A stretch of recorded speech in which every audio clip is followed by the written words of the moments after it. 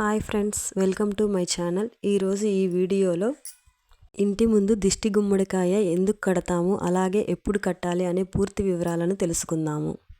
దిష్టి కోసం కట్టే గుమ్మడికాయ ఎప్పుడైనా బూడిద గుమ్మడికాయే కట్టాలి. అలాగే బూడిద పట్టి తెల్లగా అయిన గుమ్మడికాయనే తీసుకోవాలి. పైన కంపల్సరీ కాడ ఉండేటట్లు చూసుకోవాలి. ఈ బూడిద గుమ్మడికాయని కడగకూడదు. అలాగే తెచ్చుకొని పసుపు రాసుకోవాలి. ఎక్కడా పొడ లేకుండా పూర్తిగా పసుపు రాసుకోవాలి. అలాగే ఈ ప్రాసెస్ అంతా స్నానం చేసిన తర్వాత దేవుడి మందిరం ముందు కూర్చొని చేయాలి. ఈ గుమ్మడికాయను ఎప్పుడు పడితే అప్పుడు కట్టకూడదు. బుధవారం కానీ, గురువారం కానీ, లేదా ఆదివారం అమావాస్య రోజు, అమావాస్యల టైంలో అలా కట్టుకోవచ్చు. గుమ్మడికాయ అద్దె ఇల్లైనా సొంత ఇల్లైనా సరే ప్రతి ఇంటికి తప్పనిసరిగా కట్టుకోవాలి.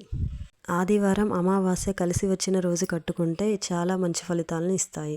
గుమ్మడికాయ ఇంటికి ఉంటే కాలభైరవుడు రక్షణగా ఉన్నట్లు గుర్తు.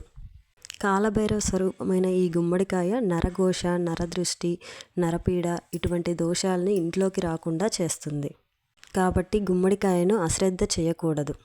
ఈ గుమ్మడికాయను సూర్యోదయం ముందు లేదా సూర్యాస్తమయం తరువాత కట్టాలి. కొంచెం చీకటిగా ఉన్నప్పుడే కట్టాలి.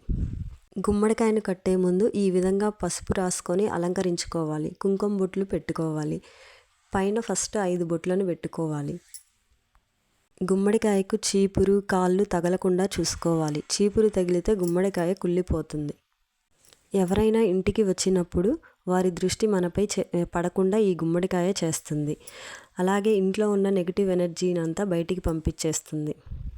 అలాగే కట్టిన గుమ్మడికాయలు తొందరగా కుళ్ళిపోతున్నాయి అంటే మన ఇంటి మీద ఎక్కువగా నరదృష్టి ఉన్నట్లు మనం తెలుసుకోవాలి. మీద ఉన్న నెగిటివ్ ఎనర్జీ అంతా ఆ గుమ్మడికాయ గ్రహిస్తుంది. మన పైన పడే నరదృష్టినంతా ఈ గుమ్మడికాయ గ్రహించి అది త్వరగా కుళ్ళిపోతుంది.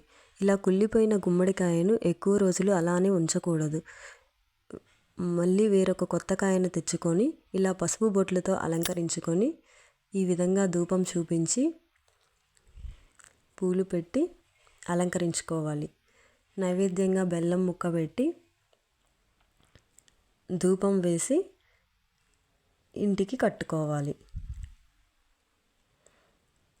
ఇలా ప్రతిసారి ఇంట్లో ధూపం వేయడం వల్ల ఇంట్లో ఉన్న నెగిటివ్ ఎనర్జీ అంతా పోతుంది.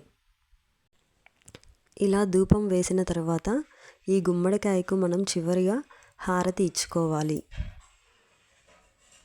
ఈ విధంగా హారతి ఇచ్చిన తర్వాత గుమ్మడికాయను ఇంటి గుమ్మానికి కట్టుకోవచ్చు. చిన్నపిల్లలు ఉన్న ఇంట్లో ప్రతిరోజు ధూపం వేసుకోవడం వల్ల ఇంట్లో ఉన్న నెగిటివ్ ఎనర్జీ అంతా పోతుంది. ఈ వీడియో మీకు నచ్చిందని అనుకుంటున్నాను. ఈ వీడియో మీకు నచ్చినట్లయితే ప్లీజ్ లైక్ చేసి, షేర్ చేసి, సబ్స్క్రైబ్ చేయండి. Please support me.